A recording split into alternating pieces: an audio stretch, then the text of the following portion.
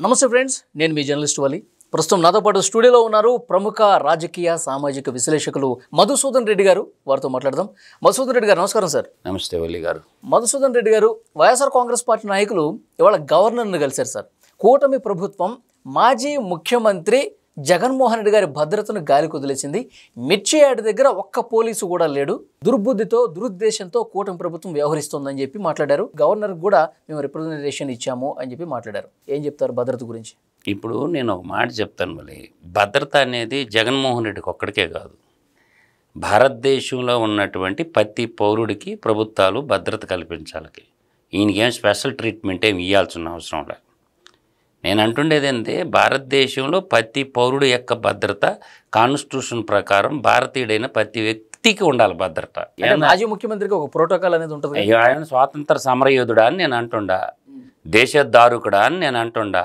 ఏమన్నా ట్రస్టులు పెట్టి స్వచ్ఛంద సేవ చేసి ప్రజలకి ఏమన్నా 11 సిబిఐ కేసులు 9 ఈడీ కేసులు ముడ్డి కింద పెట్టుకున్నాడు.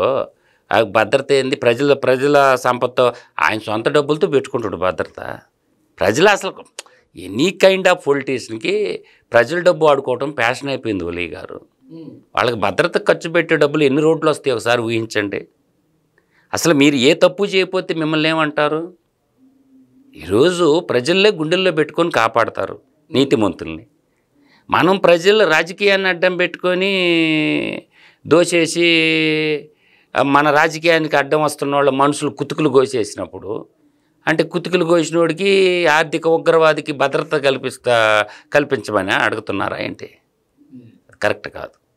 మీరు జర్నలిస్టులుగా మీరు అర్థం చేసుకోవాల్సింది ఏంటంటే, భారతదేశంలో పుట్టిన ప్రతి పౌరుడికి భద్రత కల్పించాలి. ఇవాళ జగన్మోహన్ రెడ్డి వల్ల చాలామందికి భద్రత లేదు ఆంధ్రప్రదేశ్లో. జగన్మోహన్ రెడ్డి భద్రత దేవుడు ఎరుగు.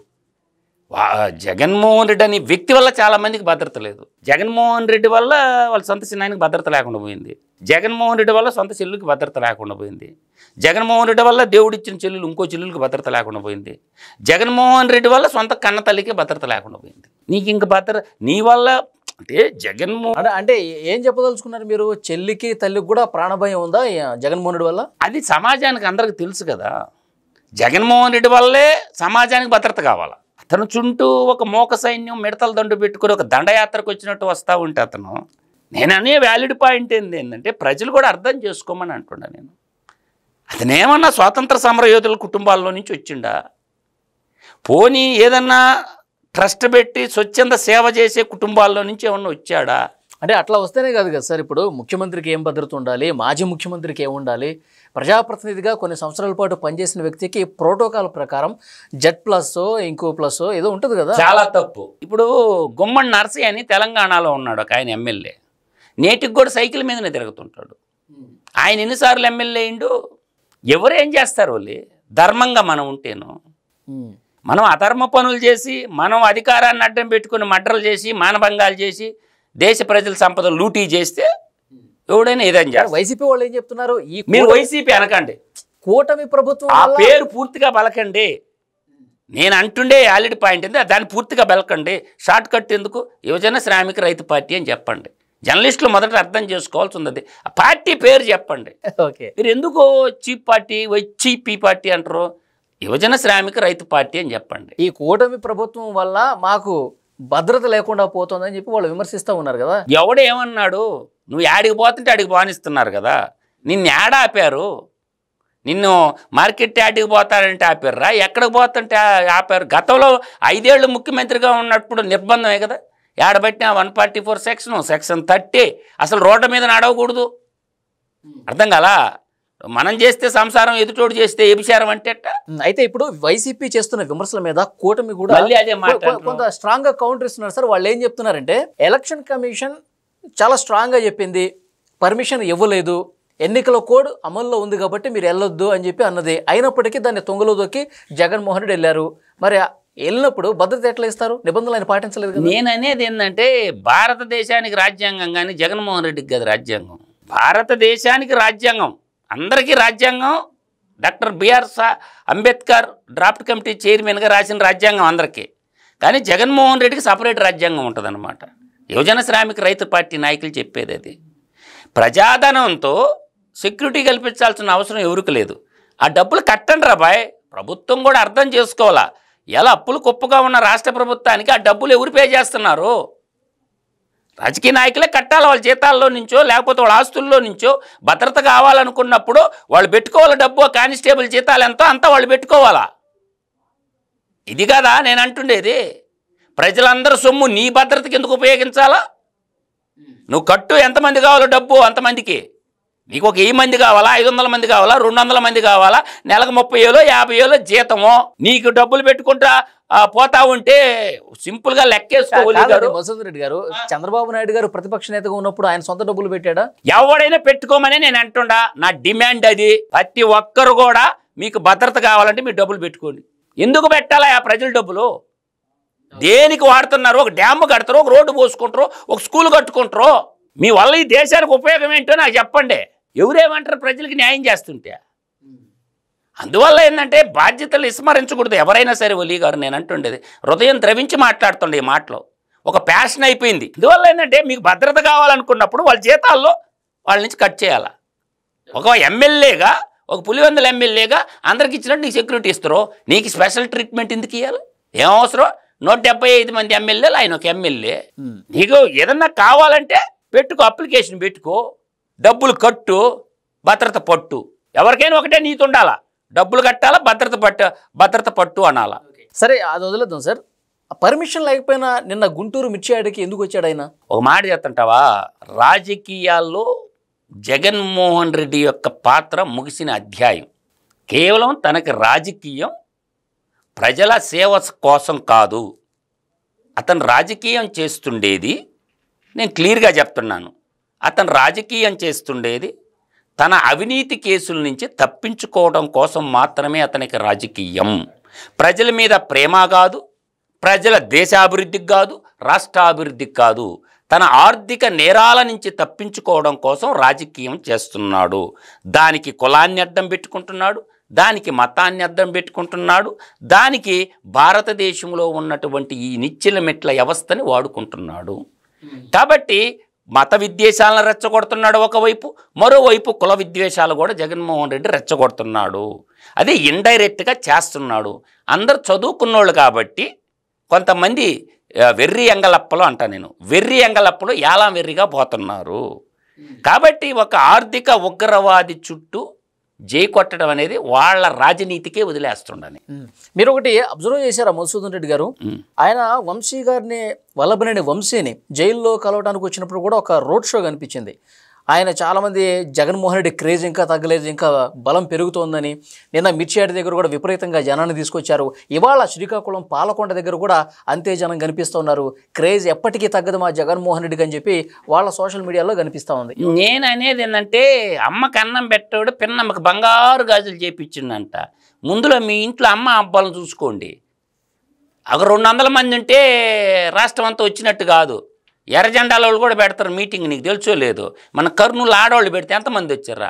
జగన్మోహన్ రెడ్డి పర్యటన కాడికి 3 రెట్లు వచ్చారు ప్రజా సంఘాలకి. స్టీల్ ప్లాంట్ కాడ ఎర్ర జెండాల వాళ్ళు, ట్రేడ్ యూనియన్ వాళ్ళు కూడా పడతారు. అంతకాడికి ఎక్కువ వచ్చారు ఏందా? వాళ్ళన్నా స్వచ్ఛందంగా వచ్చారు. అంటే ఒక పొలిటికల్ పార్టీకి కార్యకర్తలు ఉంటారు, ప్రతి గ్రామానికి ఒకరు.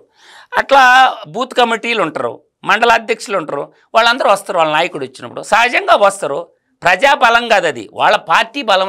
వాళ్ళ పార్టీ నాయకులు మాత్రం వస్తారు, ప్రజలు ఊడు రారు. ఏం పని బాట లేదు ఏంది పోరంపోకులు అమ్మిడి తిరగటానికి ప్రజలకే? వాళ్ళు ప్రజలు కాదు ఒలీ గారు, వాళ్ళ పార్టీ కార్యకర్తలు, వాళ్ళ పార్టీ సింపథైజర్సు. వచ్చింది ప్రజలు కాదు. ప్రజలు వేరు, పార్టీ వర్కర్లు వేరు. నువ్వు వాళ్ళ ప్రజల్లో కలుపుతున్నావు. బట్ మేము కూడా ప్రజలమే అంటారు. అయితే అందరూ ప్రజలే అంటే నువ్వు కౌంటబుల్ మెంబర్స్ వస్తారు. నువ్వు చూసిన ప్రాంతం ఏరియా క్యాలిక్యులేషన్ చేసి ఒక స్క్వేర్ మీటర్లో ఎంతమంది మనుషులు పెడతారు ఒలీ గారు? 3 4 వేసుకుందామా? ఎన్ని స్క్వేర్ మీటర్లు ఉందా ఏరియా చెప్పండి నాకు, కౌంట్ వేయండి. ఏంటి ప్రజాబలం? నీ బలం చూపించినారుగా ఎలక్షన్లో. అందువల్ల ఏంటంటే జగన్మోహన్ రెడ్డి ప్రజాబలం అనేది రేపు స్థానిక సంస్థల్లో బయటపడుద్ది. ఎంపీటీసీ, జెడ్పీటీసీలు, గ్రామ పంచాయతీలు వస్తాయి కదా, అప్పుడు తేలిపోద్దిగా. అప్పుడు దాకా ఓపిక పట్టు. స్థానిక ఎన్నికల్లో కూటమి వాళ్ళు బెదిరించి, కిడ్నాపులు చేసి, దాడులు చేసి తమ వైపు తిప్పుకొని గెలుస్తున్నారంటగా అన్ని మన మున్సిపల్ ఎన్నికల్లో. ఇప్పుడు నువ్వు చూపించిందే కదా నీరజాక్ష. గతంలో నువ్వు నామినేషన్ వేసిన చేతులు కూడా నరికేసినా. గతంలో నామినేషన్ అయిపోతే నెల్లూరులో ఒక బీజేపీ సభ్యురాలు చెయ్యి నరికేశారు. ఇప్పుడు మనం ధర్మంగా పరిపాలించితే అవతల వాళ్ళు అన్నట్టు అనటానికి అవకాశం ఉంటుంది ఒలి గారు. మనం గడిచిన 5 ఏళ్లలో మనం చేసిన పని ఏంది? నిర్బంధమే కదా, నిరంకుశత్వమే కదా. ఇప్పుడు నువ్వు గురించి ప్రజాస్వామ్యం గురించి ఫండమెంటల్ రైట్స్ గురించి ఇప్పుడు వచ్చింది గుర్తా? మీరు చేస్తే సంసారం, ఎదుటోళ్ళు చేస్తే వ్యభిచారమా? కాబట్టి నేనంటుండేది ఏంటంటే వ్యాలిడ్ పాయింట్ గుర్తుపెట్టుకోండి. ఇక్కడ ప్రజాస్వామ్యయుతంగా ఉండాలా అనుకున్నప్పుడు గతాన్ని కూడా చరిత్ర నుంచి పాఠాలు నేర్చుకుంటే వర్తమానంలో ఏం చేయాలో అర్థమవుతుంది ఒలి గారు. చరిత్ర మర్చిపోతే వర్తమానంలో ఏం చేయాలో నీకు అర్థం కాదు. అందువల్ల జగన్మోహన్ రెడ్డి ఈ రెచ్చగొట్టే ధోరణి మానుకోవాలా. పద్ధతిగా, ధర్మబద్ధంగా, నీతిబద్ధంగా, నిజాయితీగా ప్రజల్లోకి వచ్చి చెప్పు, తప్పులేదు. ప్రజాస్వామ్యంలో ప్రజా సమస్యలను ఎలుగెత్తు, తప్పే లేదు. ఇప్పుడు సూపర్ 6 పథకాలు ఇచ్చారు ఒలి గారు. మీరు ఎలక్షన్లో మేనిఫెస్టోలో చెప్పారు సూపర్ 6 హామీలు ఎప్పుడు అమలు చేస్తారని అడగటంలో తప్పు లేదు ఒలి గారు. ఇది నేను ఒప్పుకుంటా. మీరు సూపర్ 6 పథకాలు మీరు ఇచ్చారు ఎలక్షన్ అప్పుడు, అవి ఇంప్లిమెంటేషన్ చేయండి. నేను హామీలు ఇచ్చినాను కాబట్టి, నేను ఇంప్లిమెంటేషన్ చేయలేదు కాబట్టి నన్ను ప్రజలు ఓడించారు. ఇప్పటి వరకు ఓటమిని జీర్ణించుకోవాలా జగన్మోహన్ రెడ్డి. ప్రజల క్షమాపణ అడగలు. ఇప్పుడు కూడా అహంకారంతో మాట్లాడుతున్నారు. ప్రజలే తప్పు చేసినట్టు మాట్లాడుతున్నారు జగన్మోహన్ రెడ్డి. ప్రజలు తప్పు చేసినట్టు బిహేవ్ చేస్తున్నాడు అతను. నా అంత పరిపాలకులు లేడు, నా అంత స్వచ్ఛమైన పరిపాలన లేదు, నా అంత దోపిడీదారులు లేడు, నా అంత గజ దొంగ లేడు, నాకెందుకు ఓట్లు లేదు అని ఫీల్ అవుతున్నాడు జగన్మోహన్ రెడ్డి. ఇప్పుడు కూడా ప్రజలు ఇచ్చిన తీర్పుని నేను శిరసావహిస్తున్నాను, ప్రజా తీర్పుని నేను గౌరవిస్తానని ఒక్కరోజు చెప్పలేదు ఒలి గారు. ఒక్క సందర్భం నాకు చెప్పండి. ప్రజా తీర్పుని గౌరవించలేనటువంటి వాడు ప్రజానాయకుడు ఎలా అవుతాడని నేను అంటుండా. నేను అన్నది వ్యాలిడ్ పాయింటా కాదా నాకు చెప్పండి. ఆయన ఓడిపోయిన తర్వాత పెట్టిన ప్రెస్ మీట్లో ఒక పాయింట్ చెప్పారు ఆయన. నేను ఇంత మంచి చేశాను, ఇంత సంక్షేమం అందించాను, నాకే 11 స్థానాలు వస్తే ఆశ్చర్యకరంగా ఉంది. ఈ కూటమి ప్రభుత్వం 6 నెలల్లోనే అట్టర్ ఫ్లాప్ అయిపోయింది. ఒక్క హామీ అమలు చేయట్లేదు, ఒక తల్లికి వందనం లేదు, రైతు భరోసా లేదు, ఏమీ చేయట్లేదు. వీళ్ళకి ఇంతకంటే దారుణంగా వస్తుంది, సింగిల్ డిజిట్కి పరిమితం అయిపోద్ది అన్నాడు కదా. నేను అనేది ఒకటే గుర్తుపెట్టుకోండి, మొబ్బులు చూసి మొంతొలగ పోసుకోకూడదు. ప్రజా తీర్పుని చెప్పడానికి నువ్వెవడో అంటుండా. ఎలక్షన్ ముందు కూడా చెప్పినావు కదా, why not 175, why not Kuppam అన్నదెవరు? Why not 175 అన్నదెవరు Oli గారు?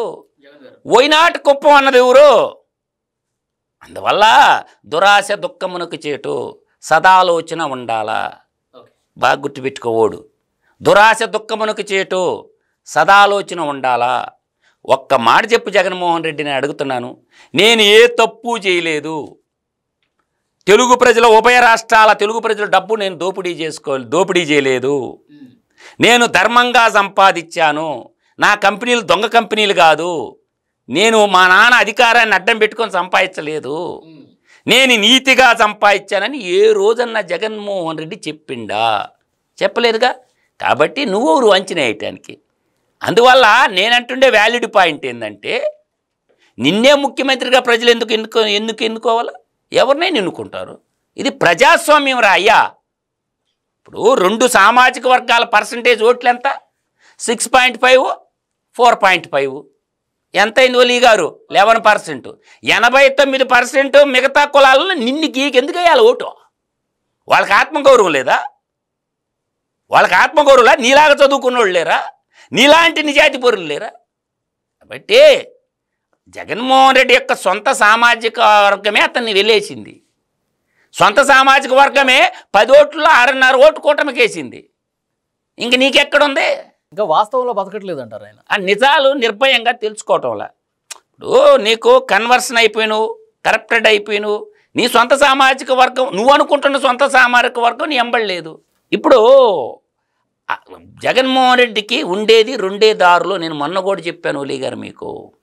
అతని పార్టీ, పాత కాంగ్రెస్ పార్టీ ఇందిరా కాంగ్రెసు, ఇటలీ కాంగ్రెస్లో విలీనం చేసుకోవాలా? ఇందిరా కాంగ్రెసు, ఇటలీ కాంగ్రెస్లో విలీనం చేసుకోవాలా? లేదంటారా మోడీకి మోకరెళ్ళి భారతీయ జనతా పార్టీలో విలీనం చేసుకోవాలా? 2 దారులు జగన్మోహన్ రెడ్డికి ఉండేది. 3వ మార్గం లేదు.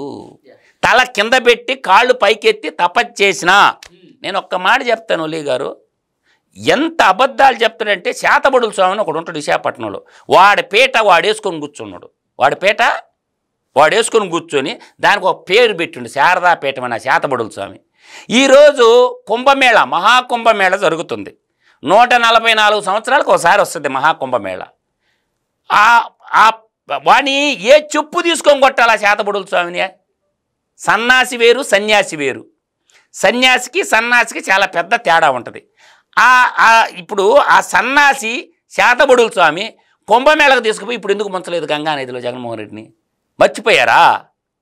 నేను హిందువుగా మారినాను అన్నాడు కదా జగన్మోహన్ రెడ్డి. నా మతం మానవత్వం అన్నాడు కదా, ఎందుకు చూపించలేదు మానవత్వమా? ఇప్పుడు భారతీదేవిని సతీ సమేతంగా పోయి మహాకుంభమేళలో మునికి తేలమను పైకి కిందకే ఎవడొద్దన్నాడా? అంటే మోసం చేయటం కదా. అంటే హిందూ ఓట్ల కోసం 2019 ఎలక్షన్ ముందు గంగలో మునకేసినట్టు ఋషికేశ్వరంలో నేను హిందువుగా మార్చినానని వాడి పేరేందా స్వరూపానంద దొంగస్వామి చేతబడుల స్వామి అనేది. అందుకు ఇప్పుడు వాడు చెప్పాలి కదా బయటకు వచ్చి, ఏమైందిరా కుంభమేళాకి ఎందుకు బాగాలేదు? ఇప్పుడు అందరూ పోతున్నారు కదా, ఇప్పుడు కూడా నటించవచ్చు కదా, జీవించవచ్చు కదా. అంటే నేను అదే చెప్తా, అబద్ధాలకి ప్యాంటు సట్టేస్తే వాడే కలికాల జగనాసురుడు అని నేను ఊరక చెప్పను. అబద్ధాలకి ప్యాంటు సెట్టేస్తే వాడే కలికాల కాలకేయుడు. ఓకే సార్, చూద్దాం. నెక్స్ట్ జగన్మోహన్ రెడ్డి గారికి అసలు భవిష్యత్తు లేదు, అన్ని దారులు మూసుకుపోతున్నాయని చెప్పేసి మీరు అంటున్నారు. మళ్ళొక్కసారి వాడి జీవితకాలం ట్రై చేయమంటుండా. నేను బతికుండగా వాడు ముఖ్యమంత్రి అయ్యే పనే జరగదు. నేను బతికుండగా జగన్మోహిని రెడ్డి అనేవాడు ముఖ్యమంత్రి కాడు. రాసి పెట్టుకో. బ్రహ్మంగారు చెప్తే బ్రహ్మాండంగా ఉంటుంది, కిరణ్ చెప్తే చండాలంగా ఉంటుంది అని కామన్ మ్యాన్ కిరణ్ అంటాడు కదా. ఈ మధుసూదన్ రెడ్డి చెప్పిందే జరగద్దే, రెడీగా ఉండమను. కాబట్టి రెడ్లు కూడా ప్రతినిధి కాదు. మేము ఉండము ఈ వైపు నీతి గల రెడ్లు ఉండము, నిజాయితీ గల రెడ్లు ఉండము. మీరు ఎందుకు అంత పర్సనల్ అటాక్ దిగుతున్నారు? వాడు ఏ రెడ్డో చెప్పమంటే చెప్పాలి కదా. ఇప్పుడు నువ్వు కులం అన్నావు, కులం అంటుండవు కదా, నీ కులం ఏంటి, నువ్వు ఏ రెడ్డో చెప్పు. నేను రైట్గా నేను చెప్తున్నా గర్వంగా, నేను పెద్ద కంటి రెడ్డినా. ఎవడో కాదని మనండే, నేను గర్వంగా చెప్పుకుంటున్నా పెద్ద కంటి రెడ్డిని అని. నువ్వు ఏ రెడ్డి చెప్పురా భయ్, వింటాము శవనానందకరంగా వింటాము. నీ ఏ రెడ్డివో చెప్పుకోలేనుడు నువ్వు రెడ్డి ఎట్టాలు అవుతావు? దీని గురించి ఎస్పెషల్లీ మీరు అడిగినటువంటి కులం గురించి మళ్ళొకసారి టాపిక్లో మనం మాట్లాడదాం. Thank you very much Madhusudan Reddy గారు. నాకైతే కుల పిచ్చి లేదు, వాడి కోసం నేను మాట్లాడాల్సి వస్తుంది. థ్యాంక్ యూ అండి. నమస్కారం.